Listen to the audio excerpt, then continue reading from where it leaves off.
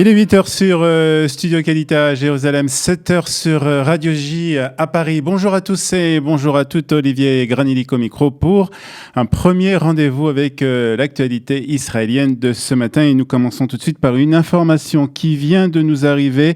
Une tentative d'attentat à l'arme blanche qui s'est déroulée ce matin, il y a quelques minutes tout juste, à la Maharat HaMarpela, au caveau des patriarches à Hebron.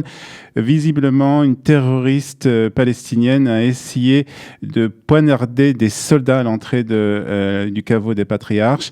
La terroriste a été tuée. Elle est, en tout cas, c'est ce que nous indique, n'a pas été tuée pour le moment. Elle est dans une situation, dans un état critique. C'est ce qu'indiquent en tout cas les premières informations, puisque ce sont un événement, un acte terroriste qui vient d'avoir lieu, et ce sont les informations qui nous proviennent donc à l'instant depuis Hebron. On continue avec la Jordanie qui a rappelé hier son ambassadeur en Israël pour protester contre la détention de 2 citoyens jordaniens ici en Israël.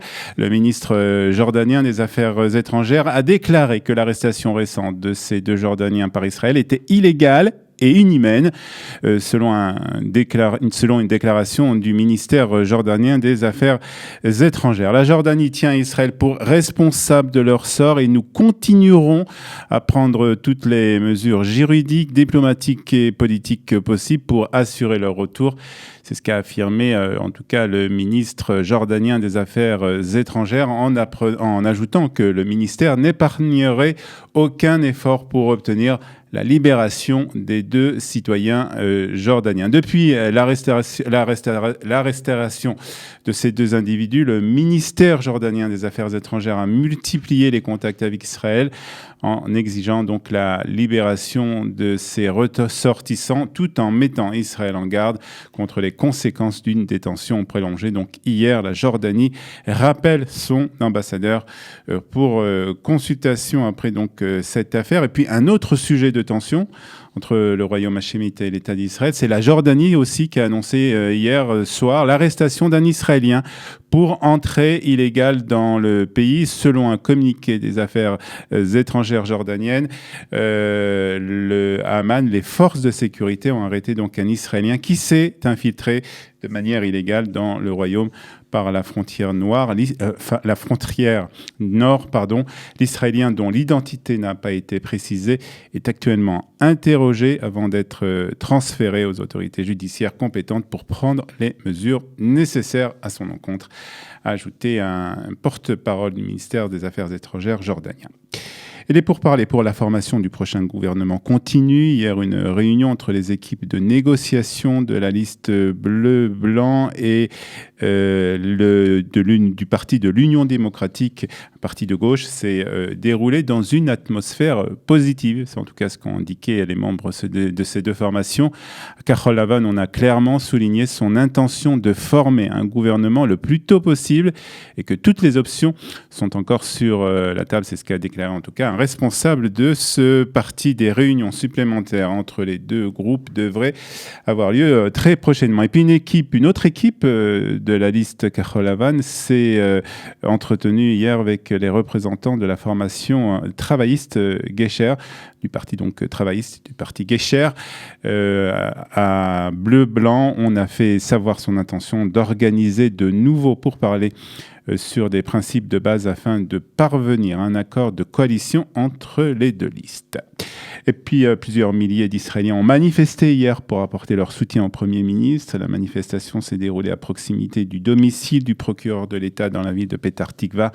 Les slogans acclamés lors de cette manifestation étaient « Ha'am Doresh Tzedek Mishpati », le peuple demande une justice judiciaire.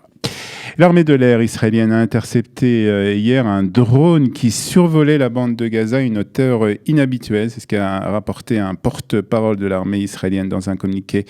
Des organisations terroristes dans la bande de Gaza ont tenté de nous tester par le biais de diverses actions en cours. Au cours du mois écoulé, chaque menace en provenance de la bande de Gaza connaîtra une réaction déterminée de l'armée israélienne. C'est ce qu'a précisé un porte-parole de Tsahal. Et puis le Premier ministre israélien Benjamin Netanyahu a annoncé hier la formation d'une commission chargée de combattre les violences dans les communautés arabes. C'est Ronen Peretz, qui est directeur général du bureau du Premier ministre, qui présidera cette commission chargée de formuler un programme national d'éradication de la violence et du crime dans la société arabe. Et cela d'ici 90 jours. La liste arabe unie a répondu à l'annonce, indiquant qu'elle attendrait de voir les actions entreprises par le panel. Mais nous nous laissons pas éblouir par les promesses de Netanyahou. Le test sera la mise en œuvre des décisions. C'est ce qu'a fait savoir un député de la liste unie des partis arabes.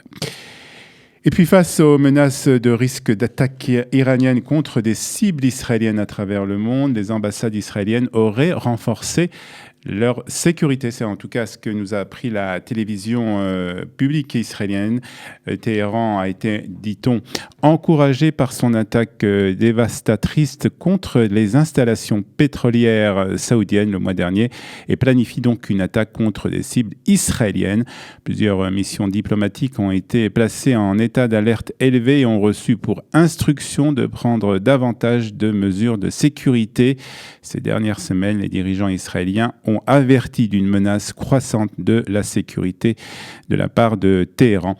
La semaine dernière, le chef de l'état-major de l'armée israélienne, Aviv Kochavi, avait prévenu que la situation sécuritaire tendue et précaire aux frontières nord et sud d'Israël était sur le point de se transformer en conflit. Et on termine ce point sur l'actualité israélienne de ce matin par la météo de ce mercredi 30 octobre, Rosh Chodesh Cheshvan. Il fera 26 degrés aujourd'hui à Tel Aviv, 27 à la mer Morte, 22 degrés seulement à Jérusalem et 30 degrés à Eilat. Nous nous retrouvons à 7h30 heure de Paris, 8h30 ici à Jérusalem sur Studio Kalita pour la revue de la presse et des médias israéliens.